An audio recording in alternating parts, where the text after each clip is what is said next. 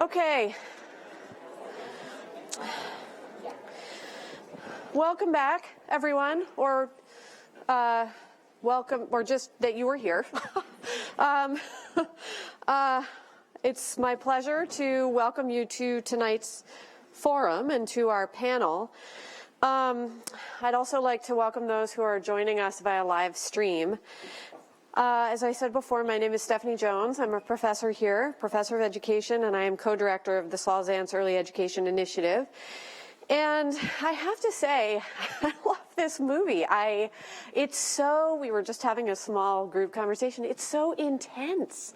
Like, I wasn't expecting that kind of intensity and the big emotions that I was experiencing when I watched it. And I'm having trouble, maintaining self-control. But I did have a story I wanted to tell because I couldn't help myself, because this is a true story. I was in Philadelphia over the weekend, last weekend, and I was at a conference, and of course,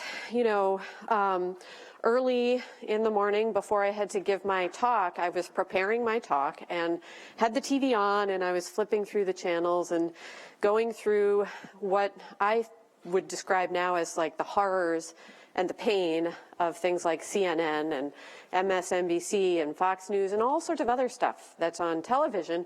And I'm flipping through the channels, and I come to a Philadelphia public television station, and there is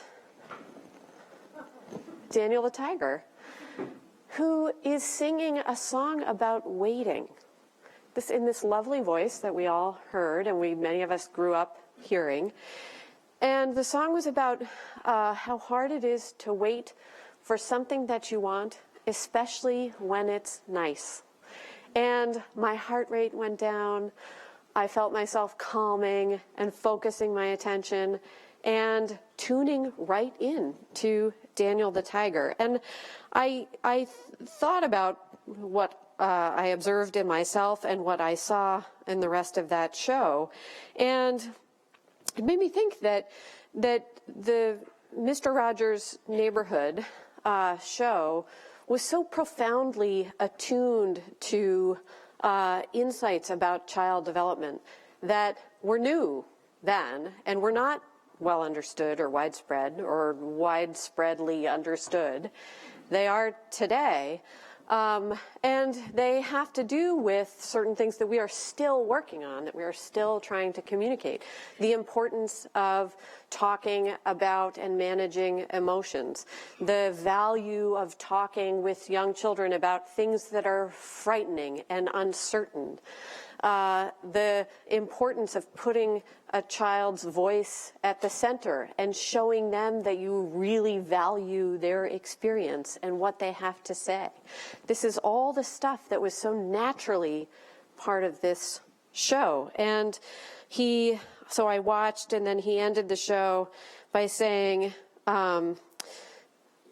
just profoundly, deep down, everyone wants to love and be loved, which you just heard. And this is really the heart of all of this work. So I was deeply moved by it, and I am again. And I will go on with what I'm supposed to do.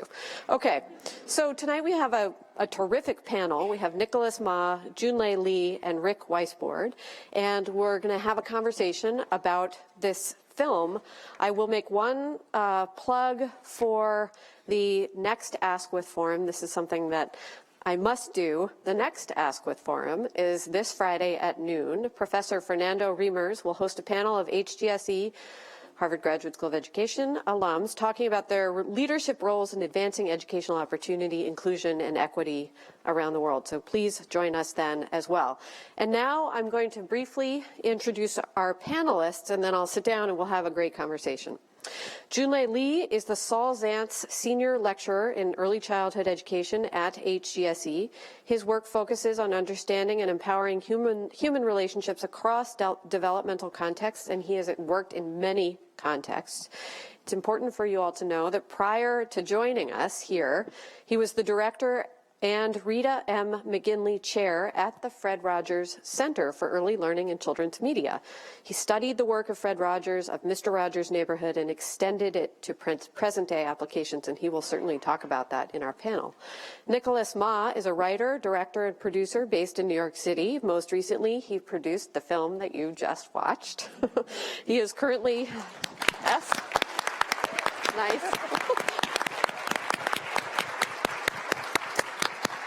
He is currently in development on a documentary series on diplomacy, and he was here at the Kennedy School talking to people about that. He has made 2 appearances in Mr. Rogers' Neighborhood. Maybe he'll talk about that. And then Rick Weisbord, who is a senior lecturer in education at HGSE and at the Kennedy School of Government. He is also faculty director of the Human Development and Psychology Master's Program and director of the Making Caring, I should know what this is, the Making Caring Common Project at the Ed School. Okay, what time is it, everybody? Okay, so I'm going to come sit down and get my papers organized. Okay, so I thought we could start with Nicholas. I keep wanting to say Mr. Ma, but that's not right. Nicholas, may I call you Nicholas? Please. Okay, so what do you think about the reception the film has had? It seems like it's been quite enthusiastically received. And what does that mean for what's happening today?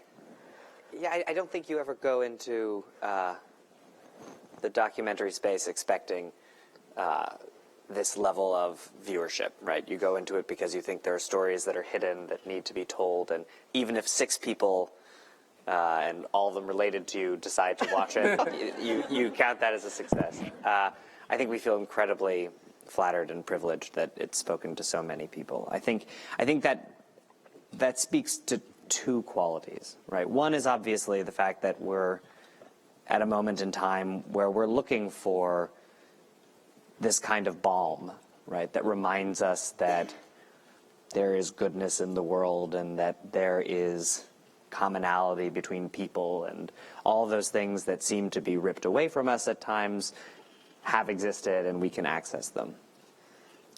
But I think there's a secondary piece that's less backwards looking and more forwards looking, which is a little bit about hope. And I think that I have the privilege of traveling around with the film and looking at audiences and seeing people's reactions. And the fact that it affects audiences from St. George, Utah to Cambridge, Massachusetts with the same kind of vigor, to me is incredibly inspiring, because it means that we do have common ground to build on, even if we can't always articulate it to each other, that some of those little seedlings that Fred planted within those of us who grew up with him, or that we experience in watching the film, have the opportunity to help us rebuild a sense of who we are collectively that's strong and not weak. And so I feel incredibly grateful that people continue to come out for the film and continue to respond to it. And I'm incredibly grateful to all of you for making the time to come here in the afternoon. So thank you very much. That's what I would say. So, am I allowed to ask a follow-up? I'm so curious about this idea of nostalgia. So in your view, and having talked to people around the country and those who come from all different perspectives, is what's driving interest a kind of nostalgia for something that we seem to have lost, or is it something else? You know, I think Morgan and I, Morgan Neville, the director, extraordinarily talented and such a mentor for me, when we were starting the project, our deep fear was that it would be a nostalgia fest. Yeah. Right? And I think we always knew that that would help get people to watch it, and that's great, because all of a sudden you have a captive audience for 94 minutes. But you need to provide something more than nostalgia for people to respond to it, and for people to come back, for people to tell their friends, to bring their family. And to me, the most inspiring comments afterwards have been from people saying, I'm not just going to tell someone about it, but there's someone that I want to bring to this film and watch it together. And that sense of community, that sense of I'm going to build a tiny microscopic community by watching this with someone that I care about, to me that's not about nostalgia. Right. And so I think that the trap is to see the nostalgia of, hokey 60s and 70s children's television. Right. But our emotional reactions, I think, at least I hope, go beyond that. Right. So there's a kind of a feeling that one might want to just return. Right? And that's what we want to avoid. So, well, I just want to say that this is why I feel so flattered to be here right now, because very rarely when you make a film do you get to sit with extraordinary practitioners in the very craft that your film is about, and that's a little bit intimidating. Mm-hmm. But just having the opportunity to speak to the three of you beforehand, it gives me even more hope. So I just want to say, if I say anything wrong, just slap my hand or whatever the drill is go nowadays. Like that. Yeah. No, I'll do that. We'll just do that later. But this idea of trying to push against the desire to just return to the past and instead look forward, I'm curious. Junlei is a master distiller of core ideas, the essence of things, and I'm curious what you would draw out of the film looking ahead. What are the core lessons you would bring out from it? I think it has something to do with something that Mrs. Rogers was teaching me very early on when I started to work at Fred's Center. And by the way, Mrs. Rogers, Joanne, had emailed me because I said, Nicholas and I are together. He said, I heard it's streaming. I might get online. So she might just be looking right now. Everybody turn around and wave. And she's 90 years old. But anyhow, early on, I remember, you can imagine, like anyone who tries to take Fred's legacy forward would feel really anxious about, am I doing it right? So I would go to Joanne and I would go ask her, well, what do you think Fred would have done? What do you think? And at some point, I think she was kind and impatient with me, and she said something to the effect, actually, those were her literal words. She said that Fred isn't going to do anything. Fred's dead. She said the important question is, what are you going to do about it now? And I think that just really stuck with me. And it's not just a question for me. I think it was a question for everybody. There's this historical juxtaposition between events that relates right here, to the Boston community. So you saw that in the film that Bobby Kennedy was shot and killed in 1968. And so if you think of these 3 days of events, Bobby was shot and killed, and Fred got all the crew together and worked for 24 hours to put on a primetime special. And he wanted to put the special on before the memorial service so that families can feel comfortable engaging their children in the grieving and mourning process. And then the day after it aired was the memorial service, and Edward Kennedy eulogized Bobby. And one of the lines I always remember from his eulogy is that some people look at the world as is and ask why, and Bobby looked at the world that never were and asked why not. Mm-hmm. And I think that was very much the antidote to nostalgia, right? It's not that we look past at a world that we think that were once upon a time, but that Fred's program was about a world in a way that never were.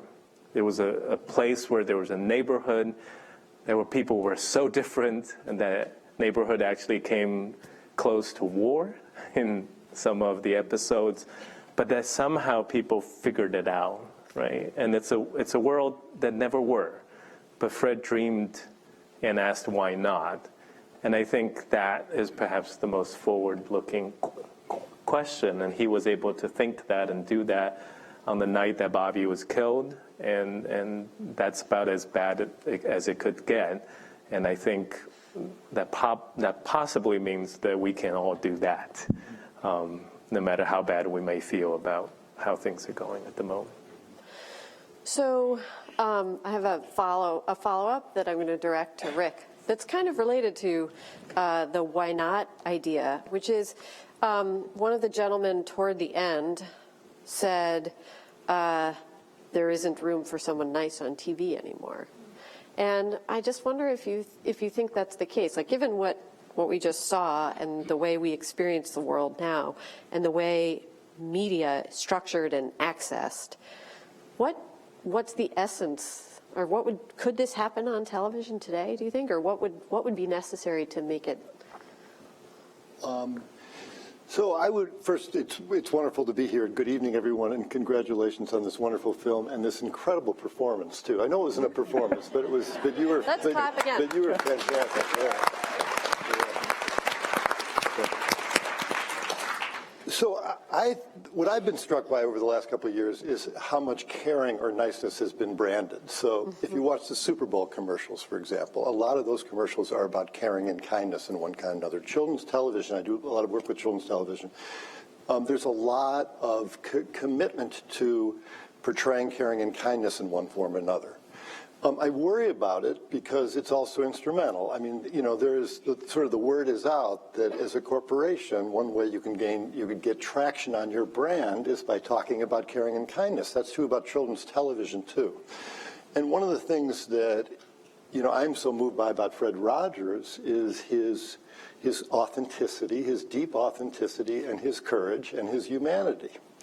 And I don't know children's television well enough to know how that would play on television now. I mean, that kind of courage and humanity, as opposed to the kinds of kindness and caring that have been audience tested up the wazoo and people know are going to play well on television. I hope that it would. I was interested in our conversation earlier about how the popularity of the show declined over time.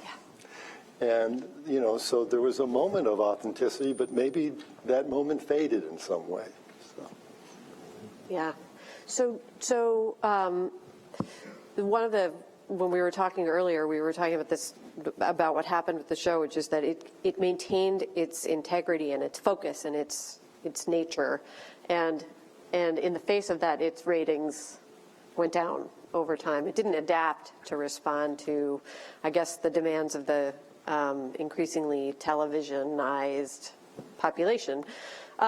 So a related question maybe for Junlei, which is, there's this wonderful slowness in the show and in the affect and in the mannerisms of Mr. Rogers, and that slowness feels exceptionally important. But I don't experience any slowness in the world. So,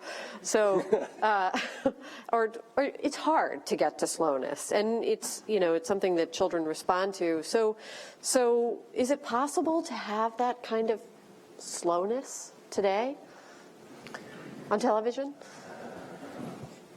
I think anywhere? It requires a tremendous amount of intentional effort, and by intention I mean something that Fred often said, that he strived to understand the deepest needs of children, and then he strived to do the best he can to meet that.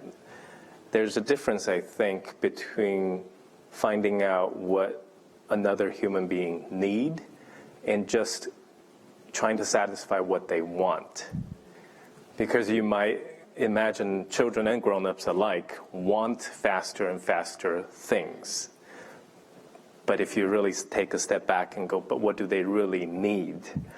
I think our wants can so easily be manipulated by marketing forces, technology forces, any force that try to sell us something. They have become very skilled, very scientific in manipulating what we want, all the way to kind of we click on the daily dose of outrage. Right. That we get regardless which side of the politics you're on. It's so easy to condition our wants, but it's much harder to change our needs. Our needs are part of our humanity. And I think part of that slowness in young children comes from the fact that young children need slowness to be able to listen and look carefully. And if you can't listen and look carefully, I can imagine, how do you ever learn to read? How do you ever learn to understand language or to be able to observe the world around you? But I don't think it's just about young children. I can imagine that all of us, for example, need slowness to be able to listen and really hear what another human being have to say.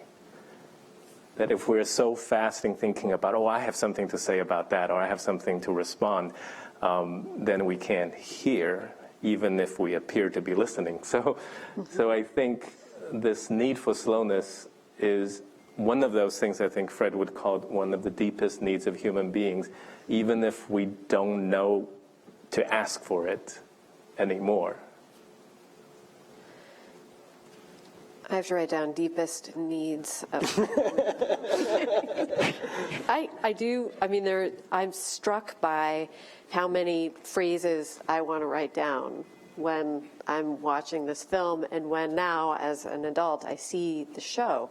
There are these tidbits, and I wonder how that could be, this sounds so instrumental, how that could be leveraged to communicate more effectively about these essential ideas, like the ideas that we've just been talking about. I mean, is there a communications strategy that could come out of this film? It's interesting. I think I spent the first decade of my career in business and politics, and you tend to look at things very much from a systems perspective. How can we fix the system, whether that system is a corporation or whether that system is a component of government? I think in making this transition to film over the last half decade, you sort of stand that on its head and you say, how do I communicate with one viewer? And again, a documentary, it may be one viewer, but how do you communicate with one person? And how do you believe that in communicating with one person, that they will take something from that and then do something remarkable in their life? Right? And I think that's so consonant with Fred's ideas, right? He was literally speaking to the camera and imagining one child on the other end of it. And I say this only because I think, to me, I genuinely believe that if we move the needle in our individual lives, and if this gives us a little bit of courage to do that ever so slightly, that it will provide enough lubricant to let the system come unstuck. Or at least that's what I hope. Because, gosh, I no longer feel qualified to tackle the systemic question. Right. But I do think that we as individuals need a little bit more, need a shot in the arm, that we actually have goodness within us that we can bring to the world. Sorry, Rick. Oh, no. So I had two thoughts about this. I mean, one is I think there are people who are natural messengers and distillers, and Fred Rogers was one. I think both of you are also those kind of people, and I mean Totally. that. I mean, totally. that people who can get to the simplicity on the other side of complexity and communicate it in a way that really resonates with people. I also think that we don't spend enough time talking to the media and marketing folks in our work, and I just want to mention one undertaking which you will remember because you were involved with it. We engage Frameworks, which is an organization that develops metaphors and messages. They came up with toxic stress, and those of you who know Jack Schoenkoff's work in the Center for the Developing Child, that's where toxic stress came from. But they helped us with some messaging too, and they came up with caring as a muscle, circle of concern, zoom in and zoomed out. You have to zoom in and listen deeply. You also have to zoom out and see the bigger picture. We packaged those into 5 kindness tips for the Washington Post, and they went viral. I'm not saying this to self-promote. I'm saying because the words worked and because they had been field tested. Yeah. Disney picked up the new Mickey Mouse, Circle of Concern. NBC Sprout picked up Caring as a Muscle. So, words in these kind of distillations matter, and we really need to pay more attention to how things land out there with people and do this kind of work. So it seems like there's a fair amount given its resonance, that might not just be a nostalgic look back. There might be core ideas that are evident in the film or in the catalog that are these kinds of messages that could be. Is that what you're? Yeah, in part, and the things that you said in your opening remarks. This is about this is a film about empathy. It's a film about gratitude. It's a film about self-regulation. All the things we're still talking about. And you know, a word like grit comes along, which you may like or not like, but it sends the field in a certain direction.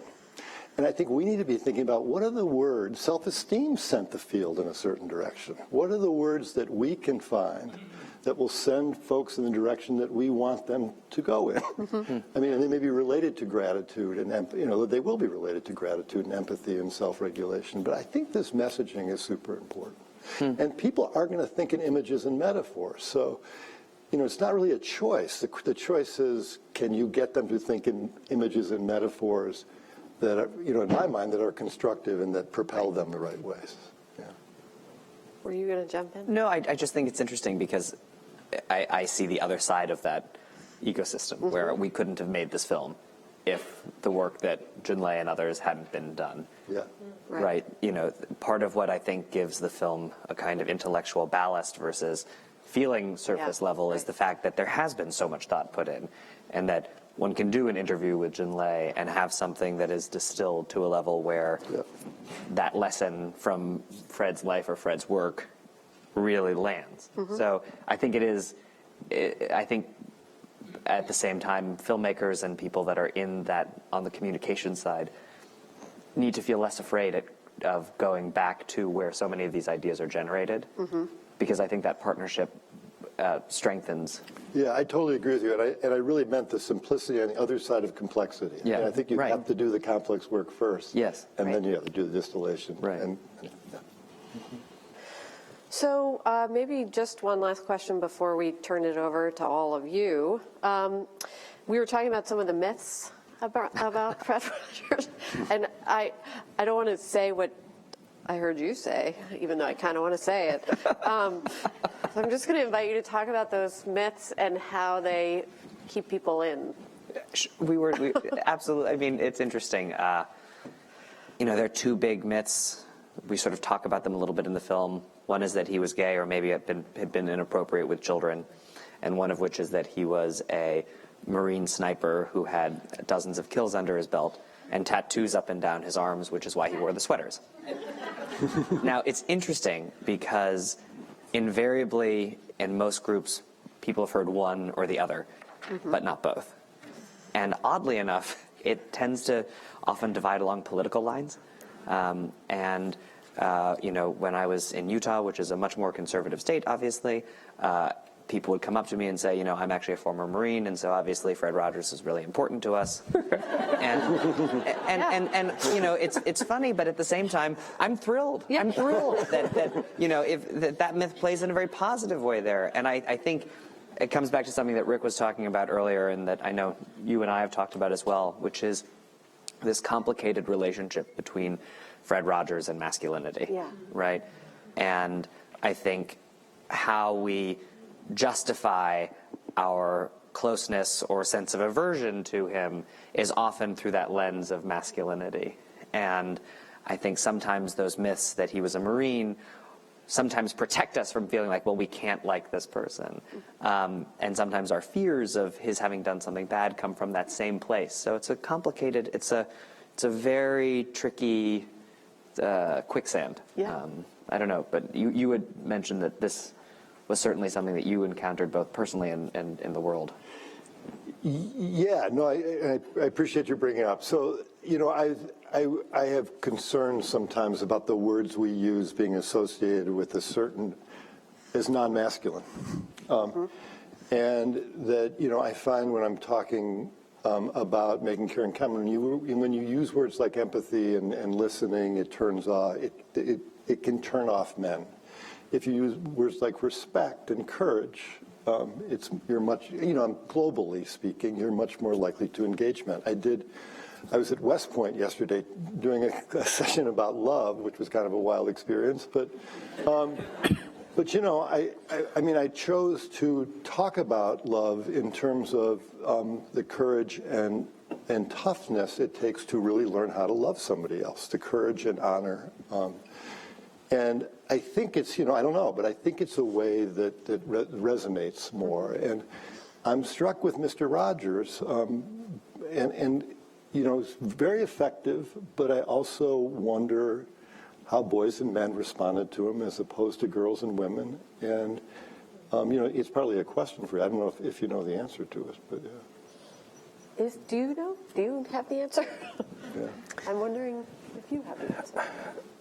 I just know that over the years, and especially after the film had come out, so many people traveled across the country to come to the center, and then so many people have written, and they came from all over the country, and they came in all shapes and forms and sizes, and I think it's not that everyone fell in love with Fred's program immediately. Some of the letters and when Fred was alive as well as now came from people who actually didn't like the show as children, but caught the show when they were parenting. And it is not, I think one of the things that made Fred striking was that he had hundreds of episodes, but he has one message in every single episode, which was what you said in the beginning, that each and every one of us is capable of loving and is worthy of being loved. And so it doesn't matter whether you're a male, female, whether you're watching it when you were 3 or you caught a glimpse of it when you were 30 and being a busy parent. If you opened up yourself at that particular moment, you'll hear it. Francois Clemens said, after all these years, finally one day he heard it. Yeah. And we have experienced so many people, they can't identify when they heard it, but then they heard it. Every time Fred would go out to speak, as much of a communicator as he is, Fred really did not like public speaking. And so he prepared over and over again, but the one thing, he's a Presbyterian minister, the one thing he would pray right before he go up to the podium and speak was that, God, may some of the words heard be yours. It wasn't that, may I speak your words. It was just, may some of the words heard be yours.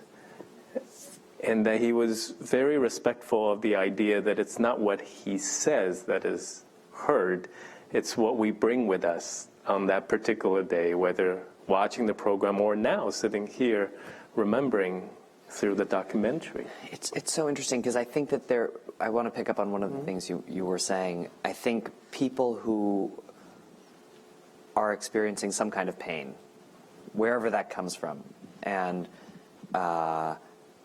often have found great solace in the neighborhood. Yeah. And I think that as young kids, pain can come just as much if you're a boy as if you're a girl, regardless of your sexuality, your race, your background. And the number of stories, the unifying feature, at least for me, of people that make the effort to come or want to write or talk about it is Fred was there for me when I was in a really low and dark place. And I think that to me is, I think often it's people that are quite confident and for whom the message can seem a little bit sideways. It's like, okay, I got it. I can love it and I'm capable of being lovable. I got it. Right. But if you need to hear that, and I think very often for young people that's a message that they don't hear enough. There was this kind of instant connection that ended up being quite hard to break. I don't know if that... It does make sense. Yeah. So we have some mics here. Please come and ask questions. We're going to open it up to all of you now. And someone's got to be first. And there you are. Hi, I know half of you pretty well. I'm Allie. I'm a master's student in the Human Development Psychology program. I guess I'm kind of reflecting on what you guys were saying earlier about children needing the stillness and like the quiet and some simplicity, but how we also live in a very fast-paced world. And I don't know about this half, but I know about this half. I know that you both have children, work with children, and I guess my question is, like, in this world as educators or just people who are practitioners and interact with children and everything is like standards and testing and go to this activity and this activity, how do you apply those principles of stillness in your lives? Like, in what moments do you kind of like stop and make sure that you're still bringing some of that simpleness and not overwhelming? So I can't help myself, but I think that we're so the kind of the ideas of slowing down, looking around, noticing what's happening, stopping, reflecting, and then making a decision is the core of work on social emotional development, moral development. I'll just throw that in too for Rick's sake. So that kind of work is really the center of those efforts. And there's at times I've sensed that there's a belief that takes a lot of effort and time to do. And in fact, it can happen in 3 seconds, right? It's a matter of just being aware of it as a thing to do. So, and one sidebar, that kind of work is one of the most effective strategies, tools, methods for supporting and responding to children and adults who've been exposed to, extreme forms of stress and trauma. And so I'll turn it now over to you. I think some of the ideas that I have seen are from teachers who are helping children. If you watch what they actually do, you get to learn a lot. So there's this group of teacher who's in this urban neighborhood, Pittsburgh, about 99% of the children coming from low-income community. And they would ask children to spend a lot of time to draw, to observe and draw a screw or a piece of wood for the entire class period. Now, these are schools that are under the same kind of test pressure and curriculum, but this group of teachers would just band together and they would get children to do that. Now, so my idea is that you don't have to go up to Vermont to experience slowness. That if you have a button, a little screw, those are the things that teachers were using. And if you ever try to draw a screw, you start to realize, right, how much was in it. But it was never about the screw, because later on what the teachers would do is they asked children to notice when they're having difficulty in reading and writing and math. They asked them to notice how they're feeling and to draw and give words to these feelings, to treat their feelings as if they're material, right? If you know how to slow down with a block of wood, you might be able to slow down with what you're feeling on the inside. And so these are kind of practices, right? Innovative, striking practices that come from the field. And as much as kind of the world is fast-paced, we've always found pockets in which someone, or what Fred called, look for the helpers, right? Some helpers out there are figuring out how to help children. If we just slow ourselves down from the desire to change them, to help them, but to actually observe them and listen to them, we might discover a lot of these ideas. Mm-hmm. Other questions? Come on up. Hi, I'm Cal Guevara. I was a Zantz Fellow last year, and so glad to be back. But so my question is, my thought is one, I feel like it's so telling about that we all feel the need to be heard, in that we have all these devices that listen to us. We have Siri, we have Alexa, and we have toys now that you speak to, and instead of just saying, turn on the lights, you might tell it, how am I supposed to feel today, or how do I feel about this? And so that's my question to you, is that in the absence of us being able to do this, provide this for each other, especially to kids as well, technology seems to be stepping in and trying to do that, but it's limited to who's programming it and what their concept of empathy is. So I just would like to get your thoughts around that. No. So I would just elaborate and say, because I have the same question, like, can it do that? Can you achieve it through technology? Well, I think the worry, I mean, this is something I worry about a lot. I mean, I don't know, was it a Mattel doll that's your best friend that is programmed to learn more and more information about you and to be the perfect companion for you? There's a New York Times Magazine piece about this a couple of years ago. I mean, all this stuff, and I'd be very interested in anybody else has another point of view. I find it really frightening. I mean, I think it's very narcissistic. I think it's about, programming people to respond to your needs. You're not really in a relationship. I mean, this is true about the movie Her, too. You're not really attending to anybody else. There's nothing reciprocal about this. So, I mean, as sources of information, I think some of these technologies are great. The idea that and I think they're very seductive in terms of relationships, too, for a lot of people. I mean, this is...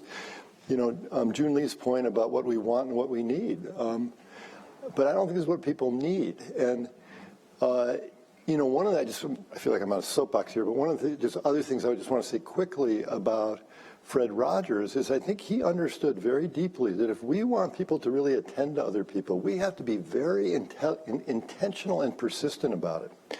We need to slow down and we got to take the time and we got to really do this.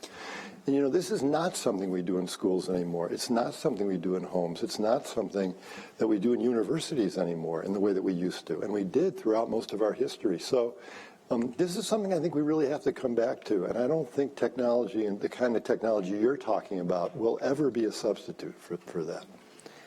And I just want to Totally. Because I think Fred was incredibly honest about what that relationship that he could have through a television with a child was. Kids would write all the time and say, can you see me? Can you hear me? Mm-hmm. And he would always say, these are our special television visits, and you can see me, but I can't see you, which is why I'm so glad that you wrote to me, because now I get to learn a little bit more about you. Yeah. And I think that there is a kind of subtlety to communicating through technology, which allows something to feel intimate, but still be honest. And I think there's a kind of broad brush approach, which is what you're talking about, which is just dishonest, right? This is not your best friend. And Fred Rogers was also not someone who was listening to everything you said back at the television. But he also was clear about that. And I think it's finding a way of realizing that that doesn't need to impinge on something being meaningful, being honest about what it actually is. Hi, thank you. About the time your film came out, I believe there was a site online that showed the color of every one of his sweaters over time, a little graph showing all the different colors of his sweaters. And my question is, you've seen a lot of Mr. Rogers. I'm guessing maybe all of them? Over 900. I did not see all of them, but our assistant editor did. Well, my question is, there's a lot of things that I'm guessing were not in the film. And is it possible for you to make a database of however you indexed the programs publicly available, so that not only just the show titles, but like the stuff within them in terms of what you tagged as themes and possible clips?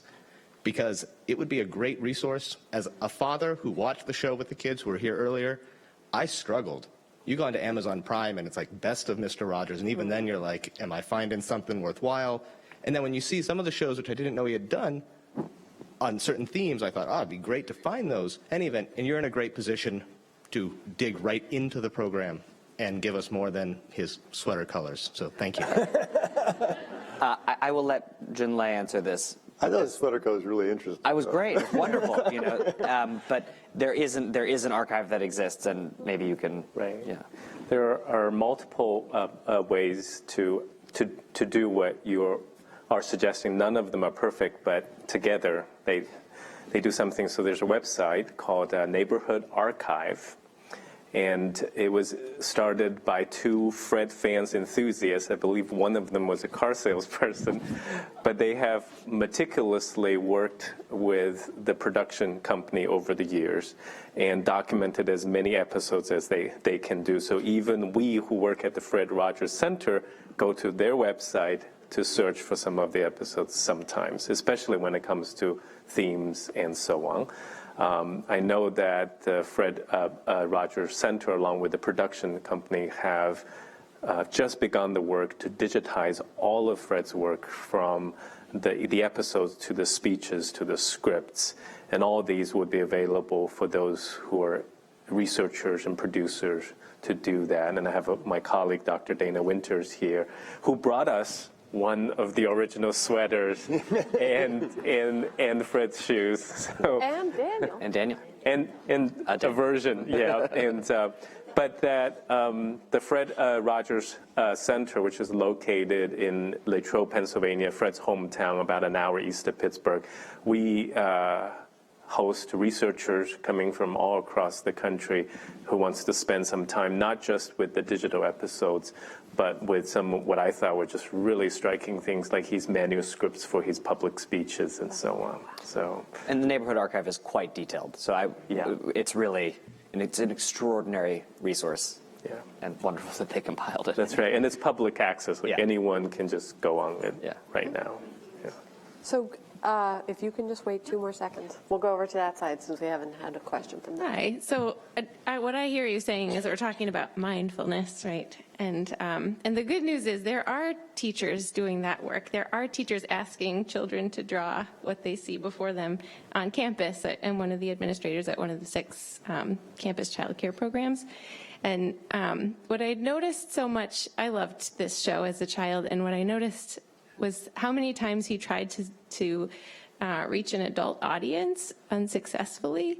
And so now I also see teachers who have these values, and they're perfectionists, right? They're stressed out about using the most intentional words.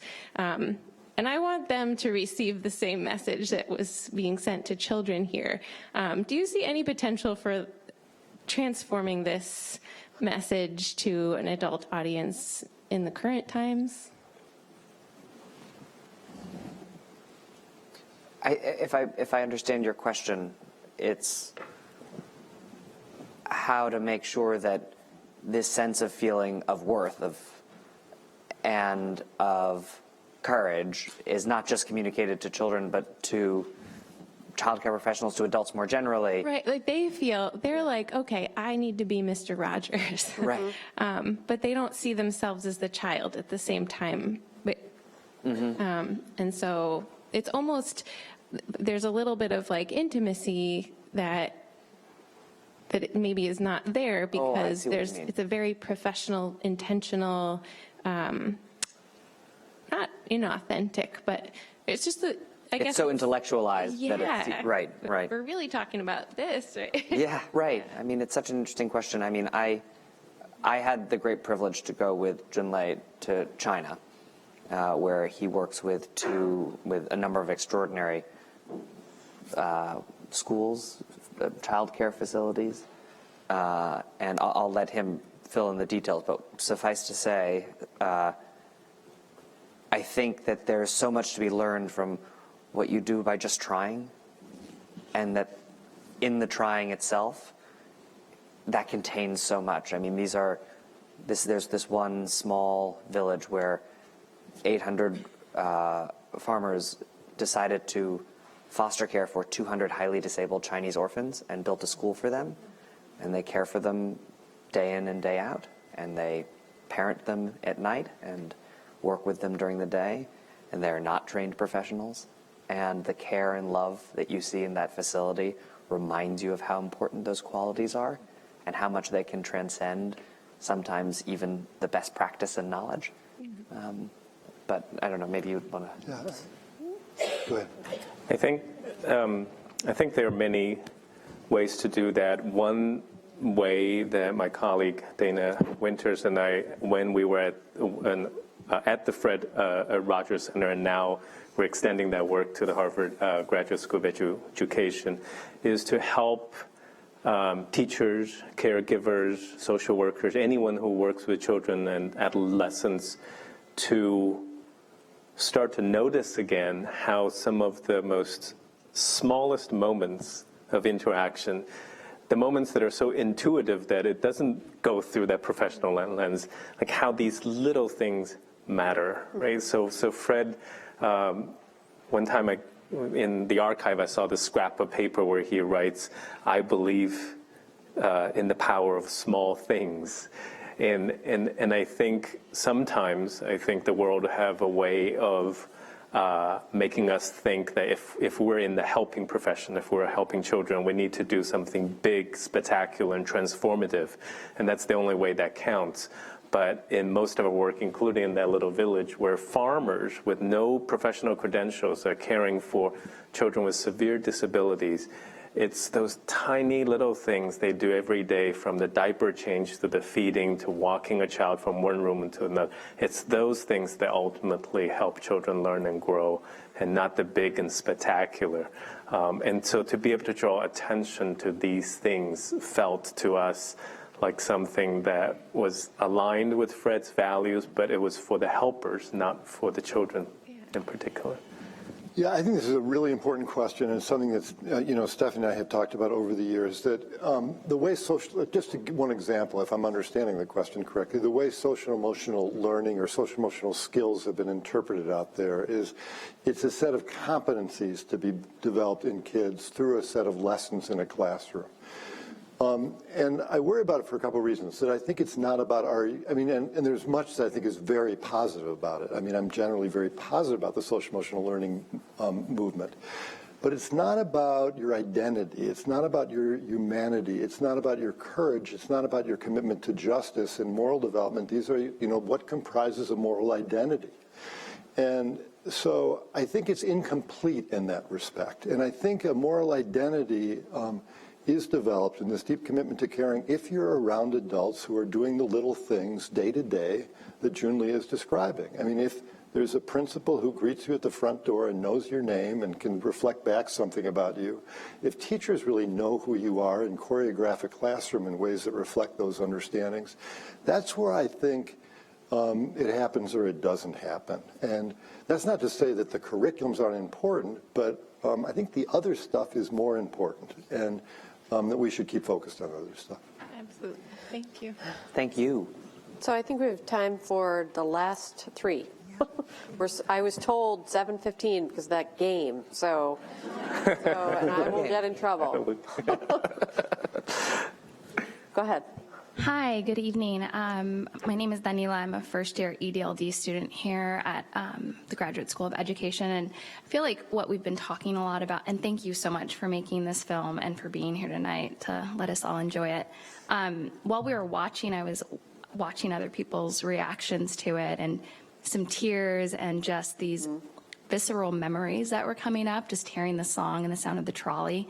And I think about our kids, and when they hear our voices or they hear that routine that might happen in the beginning of the day or the end of the day.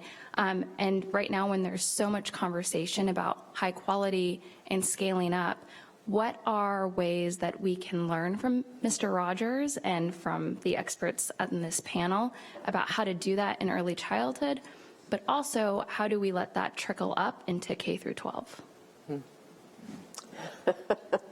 That's a big question. And I have no answers. Well, no, I do think that it's thematic. My answer would be quite consistent with what we've already heard, which is along a common theme, that there are sort of essential ideas or essential practices or simple strategies, simple ways of thinking about things that don't have to be stuck in something complicated. And if you can find them and understand them, those are the things to spread around, as opposed to something that is one particular model or another, or one particular curriculum or another. That the kinds of things that are scalable are these small things, not small, not meaningful small, or simplistic simple, but like simple and doable. And that, I think, is what much of the work that we all do together and separately is about, that basic idea. So that's what I think we should do. I just think that there was one thing that Fred said in so many different ways that always grounded our work, which was he would talk about how all of us, children as well as grown-ups, which we need all of them to make change, that we learn and grow best through relationships with each other. So then, to us, it meant that any type of change effort in education for young children as well as beyond education, I think, to us, it starts and ends with this question, which is how does this practice, this program, this policy help to encourage, enrich, and empower the human relationships in a place? And I think everything comes down to that question, starts with that question, ends with that question. And if we keep pushing and asking that question, not only of education, but of our civic discourse, of our politics, we may have a grounding, right? The ideas would be many, but there would be this common ground as to why we're even doing it. Hello, my name is Nuri. Thank you so much for taking your time to discuss this amazing film with us. While watching this film, I thought a lot about the notion of kindness, and I just graduated college this May, and I feel like the more I age, which is not a lot, but I feel like kindness is linked to being naive, and especially I started working and being in a professional field, I feel like if you're too kind, if you're too nice, you're being naive and you're like losing something. And in the film, I noticed that Mr. Rogers first started out with children's film, and then he took a little break, and then he went to try to create a program for adults, and it didn't work very well. And I was wondering why this notion of kindness and empathy works so well with children but doesn't work well with adults. What did Mr. Rogers miss when he was producing this TV show for adults? And how can we spend kindness and empathy in like the adult world to adults? Rick? Well, first, I really appreciate the comment, and I just wanted to, it made me recall something that happened here at Harvard about 10 or 12 years ago. The freshman dean wanted all entering freshmen to sign a pledge, and part of the pledge was a commitment to be kind. And a piece came out in the Crimson. I probably shouldn't say who wrote it, but it was basically that the freshman dean's office had turned into the kindness terrorists, and that kindness and rigor are incompatible, essentially. And for reasons you can probably imagine, I just think that's totally wrong. I think you can be very rigorous and you can also be kind. You can also, it's very important to be able to argue sometimes fiercely, but you can do that in ways that also express respect for other people's dignity and kindness. So I think the issue you're raising is a very important one. I was raising an issue earlier about the words we use to get people there. And I will say this, I don't want to, there's a lot of things that are very exciting that are going on at West Point, and one of the things was the Brigadier General gave a speech that I heard, and she was talking about empathy, which really surprised me. But it wasn't, I did not see people bristling when she was talking about empathy, and it was really encouraging to me. But I think we need to think about the pathways for people getting there, and empathy might not be the right starting point. I think respect, listening, maybe we'll get a little more traction with some people. But this was my point earlier about the words we use and how do we get people started along a road to developing the kinds of commitments and skills you're talking about. Can I just add one thing on the Mr. Rogers of it all? Yeah. The Old Friends, New Friends was not a great success. It's also a rough show to watch at prime time. You come home, you're exhausted. It's like a really intellectually intense experience, which is maybe not what you want. So there are a lot of reasons it didn't work, but including the fact that he wasn't quite sure how to communicate to adults. But the last commencement address he ever gave was at Dartmouth, and that's some of the footage that you see at the very end of the film. And I think it communicates extraordinarily well to adults. And so I think, to your point, Rick, there is a piece of how do you find that language, and how do you find that confidence in yourself? It's so easy to be generous to a little person, right? it's so easy. It's so hard to know how to do that between adults. And Fred talks about that a lot. I mean, you use puppets. There are all sorts of things you can do. I think if you read that Dartmouth commencement, though, there are some high wire acts that are going on and how to communicate some of these ideas to adults that I think he only found as he grew older and grew more comfortable in himself. I don't know. Junlei will probably contradict me and tell me I'm wrong. No. I was just thinking from a slightly different angle that sometimes we think of kindness, we think of giving, right? You kind, you give. One of Fred's final public speeches before he died, a few months before he died, the theme of his speech was that each and every one of us longs to know there's something about us that's worth giving. And I wonder if kindness starts not with how much I have worth giving, but to respect and to honor the fact that the person we're trying to be kind to has something worth giving. And if that is the starting point, I wonder what our thoughts about kindness is like. And I think Fred, when he came to St. Vincent College, which is where the Fred Rogers Center is, he was trying to explain why he felt bowing to people. Like when he greets people, he bows. And he says that I think I'm bowing to the sacred in my neighbor. And I think that might be where Fred would be thinking about when he said something like, I have 3 lessons for you in life: be kind, and be kind. So. Last Great. question. Thank you so much. I was just wondering, sort of, we have ways of looking back like never before, Facebook, Twitter, in this era where there's really a paper trail, but it's online, and your concept of self can be sort of locked in online for others to look at, for others to scrutinize, and even weaponize. And so I was just wondering, in the spirit of kindness, being kind to yourself, as young kids start on Facebook, age 13, and are moving through adolescence, like how does that technology that we have now, how do you see that influencing one's current notion of self and the ability to forgive and to evolve? And then also, in the spirit of making mistakes and being generous there, what might you reconsider in looking back at the film, and what might you kind of redo if you could do a do-over, if anything? Maybe you're perfectly happy with everything that the film engendered. Gosh, I thought I was going to skate out of this one with that first part. I have nothing to add. And you landed that. No.